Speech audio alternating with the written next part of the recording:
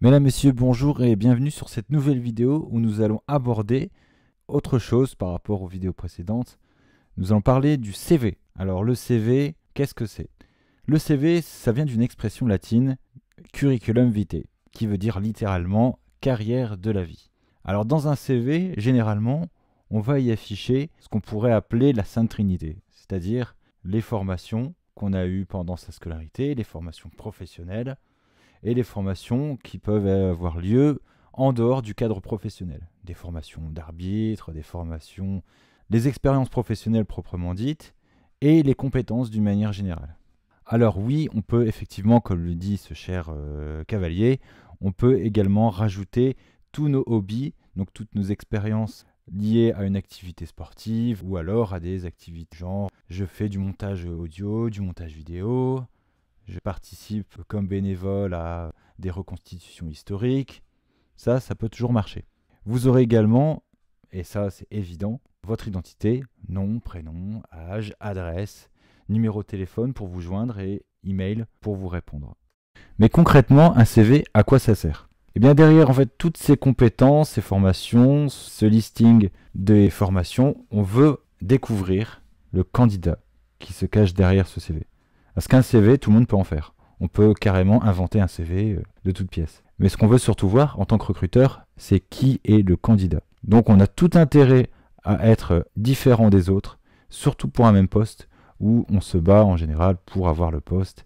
Et toujours utile d'avoir un CV bien spécifique au poste, mais ça on le reverra plus tard. Et le pire, me direz-vous, pour un CV, eh bien c'est justement de cataloguer, d'être trop exhaustif, voire d'être un peu ennuyeux dans son catalogage, de dire par exemple qu'on a fait un brevet des collèges si on est en France, de passer son bac, d'avoir fait telle année d'études, sans vraiment valoriser ce qui est important pour le poste. Si par exemple vous avez fait un master 2, vous allez éluder le bac, ou alors vous allez juste dire que vous avez un bac S, telle mention, et encore, voilà vos études par exemple, selon votre poste, vous n'allez pas dire que vous avez fait telle formation. Si vous avez 25 ans d'expérience, les formations vont peut-être obsolètes. Donc, essayez de juger en fonction du poste, de votre expérience, qu'est-ce qui est intéressant à mettre dans le CV. Ne mettez pas tout.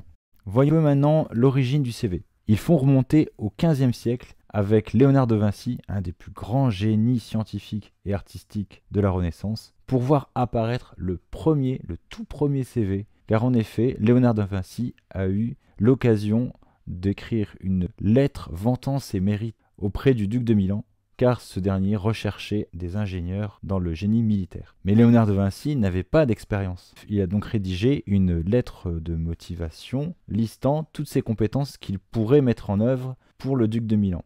Alors je vous mettrai le lien dans la description vers le fameux CV qui contient finalement l'embryon du CV à partir des années 50 au XXe siècle, que le CV, qui avant était assez facultatif, devient obligatoire. Si par exemple vous devez embaucher 500 personnes, vous recevrez sans doute 10 000 CV et il faut faire le tri entre les bons et les mauvaises candidatures. Le fait d'avoir un CV obligatoire permet aussi de voir rapidement les compétences des gens plutôt que de les voir un par un en train d'éprouver leurs compétences devant le recruteur. À partir des années 80, donc toujours 20e siècle, le traitement de texte a permis de passer de l'écriture à la main à l'écriture par ordinateur. Et c'est quelques années plus tard, avec l'avènement d'Internet et des outils informatiques, que l'ordinateur a pu pleinement concrétiser la rédaction du CV, son envoi, sa diffusion, voire même sa banalisation sur Internet par le biais de modèles de CV qui permettent en très peu de temps de rédiger un CV très stylisé. Surtout à partir des années 2000-2010. Alors maintenant, prenons un cas relativement concret qui pourrait ne pas être dans un contexte professionnel, mais dans un contexte d'une passion pour la peinture. Imaginons un modèle qui est absolument fan de la technique du sfumato sur les tableaux de Léonard de Vinci, voudrait qu'on le peigne avec cette technique-là. il envoie un descriptif de mission avec une précision qui est la maîtrise absolue de la technique du sfumato. Il indique notamment qu'il souhaiterait que le tableau soit réalisé pour demain et que le tableau sera payé une fois le travail effectué. Alors vous vous dites, ouais, pourquoi il veut un truc super technique? Moi, je ne sais pas trop faire, mais bon, je vais essayer. Parce que de toute façon, il faut de revenus, donc je vais tenter le coup. Vous essayez de broder un CV, vous dites que vous avez fait les beaux-arts, un petit peu comme tout le monde, et vous omettez de préciser que vous avez une maîtrise de la technique de sfumato. Et vous accentuez sur d'autres points. Vous dites que vous maîtrisez la technique de l'impressionnisme, etc. Vous faites un long CV, vous donnez vos descriptifs de formation, vos expériences. Et là, vous passez l'entretien, on vous reçoit, le modèle vous reçoit et vous demande montrez-moi ce que vous savez faire au niveau de la technique de sfumato. Et là, soit vous réussissez, et tant mieux, soit vous réussissez pas, et là, c'est galère, retour à la case départ. Donc, pensez bien qu'un CV, c'est un point d'accroche pour vous rencontrer, et que le recruteur peut très bien vous demander de montrer ce que vous savez faire. Par exemple, si vous dites que vous maîtrisez bien l'anglais, il va vous poser des questions en anglais. Ça peut arriver. Donc le CV, c'est pas du bluff. N'allez pas au casse-pipe et faites vraiment ce nécessaire pour que le recruteur vous rencontre. Et ça, on le verra en synthèse à la fin. Et dites-vous bien que si vous n'avez pas réussi l'entretien, forcément, le modèle va redemander à une autre personne. Donc va recevoir d'autres CV, va faire le même test. Donc si jamais vous vous trompez quand vous écrivez votre CV, dites-vous bien que le modèle perd son temps à lire votre CV, à vous répondre, à vous recevoir, à vous faire passer des évaluations. Il doit tout refaire et ça ne dure pas 10 minutes, ça peut durer 1 ou 2 heures. Donc dites-vous bien que le temps que vous passez, vous dites ouais c'est rapide, mais lui il a encore plus de temps à passer parce qu'il doit refaire la même chose tous les candidats. Donc votre CV, bétonnez-le. Un CV, je le répète et tout le monde vous le dira, c'est vous d'abord. C'est votre parcours, vos expériences, votre vécu, vous avez toujours une particularité qui vous distingue des autres. Donc quand vous rédigez un CV et que vous avez par exemple fait les mêmes études que votre camarade ou que 10 de vos camarades, vous n'avez pas le même CV que vos camarades parce que vous avez un truc en plus. Toujours, que ce soit pour vos passions, que ce soit pour vos langues, même pour votre lieu de résidence, il y a toujours quelque chose de particulier qui fait de vous que vous êtes unique. Et on va toujours chercher quelque chose d'unique, un profil qui est banal, forcément pour un poste bien précis, on ne va pas rechercher la banalité, on va voir quelqu'un. Alors vous vous dites, ouais ça c'est du vent, ça c'est ce qu'on veut nous faire croire. Mais c'est faux, parce que imaginons, vous êtes 2 candidats avec les mêmes cursus, les mêmes expériences, même formation, même âge, même lieu de résidence, en gros quasiment copie conforme, vous êtes quasiment un clone au niveau du CV. Sauf qu'il y en a un, il a un problème d'élocution parce qu'il est très stressé, et l'autre, c'est vous êtes très à l'aise et vous arrivez à répondre aux questions. Alors que ce sont exactement les mêmes questions, vous avez les mêmes compétences, donc vous seriez dans l'absolu tous les deux engagés. Mais vous êtes engagé parce que vous avez quelque chose qui fait que le recruteur va vous dire, tiens, lui, il est plus à l'aise. Il répond rapidement aux questions, il est sûr de lui. Et si jamais vous n'êtes pas sûr, vous dites je préfère ne pas répondre. Voilà, vous êtes honnête. Alors que l'autre, il est un petit peu plus stressé, il veut enrober des choses, il veut cacher des choses. Et le recruteur, lui, il est malin. Il a l'habitude, c'est pas son premier recrutement, il en a fait d'autres. Donc si vous tombez sur un recruteur qui vous observe ou qui note des choses, faites attention parce qu'un CV, c'est bien, mais c'est surtout une singularité. C'est vous. Donc le CV est une accroche, mais en tout cas, ne croyez pas que s'il y en a un qui a le même CV, il va avoir le poste. C'est pas sûr. Donc pensez bien à illustrer votre CV de manière à ce qu'il soit vraiment le plus proche de vous et pas une copie conforme d'un autre. On va donc enfin passer à un premier bilan de cette vidéo où en fait le CV c'est d'abord vous.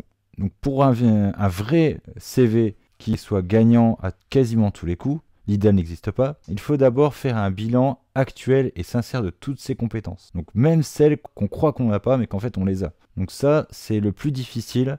C'est l'étape la plus importante avant la rédaction du CV. Donc si vous n'êtes pas sûr de vous, pensez à faire un bilan de compétences. Alors il peut être informel comme il peut être formel avec un vrai dispositif de bilan de compétences fait par des experts qui vont vous permettre de révéler chez vous les compétences qui sont cachées et que vous n'osez pas mettre en valeur dans un CV. Secondo, je vais évaluer mes compétences, mes expériences, ma formation au regard de référentiels qui sont valides, qui sont en général reconnus par l'État, soit via des certifications, soit via des diplômes, des titres professionnels. Vous aurez aussi à regarder le marché de l'emploi. Le marché de l'emploi, c'est lui qui va dicter si vos compétences sont vraiment actuelles ou pas. Si vous avez de super compétences, mais qu'au final, le marché n'a pas besoin d'une de vos compétences, que ça vaut le coup de les mettre sur le CV. Sans doute pas. Donc faites bien attention à bien croiser les référentiels, à croiser le besoin sur le marché de l'emploi. Pensez aussi à des expériences de collaborateurs que vous connaissez ou alors à des connaissances que vous avez. Allez voir d'autres personnes. Des retours d'expérience, c'est toujours utile.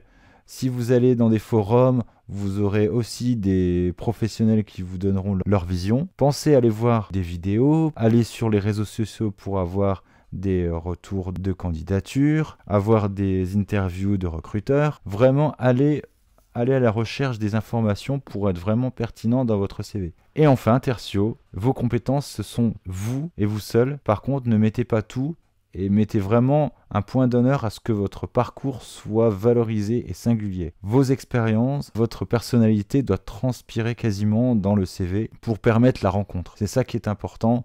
Vos compétences doivent être au service d'une rencontre et, espérons-le, de l'aboutissement d'un poste ou d'un projet. J'espère que cette vidéo vous a plu. Pensez toujours à Léonard de Vinci et à son CV qu'il a envoyé au duc de Milan. Lisez-le bien, vous verrez que ça peut vous inspirer pour vos prochains CV. A très bientôt pour une prochaine vidéo et bon courage à vous!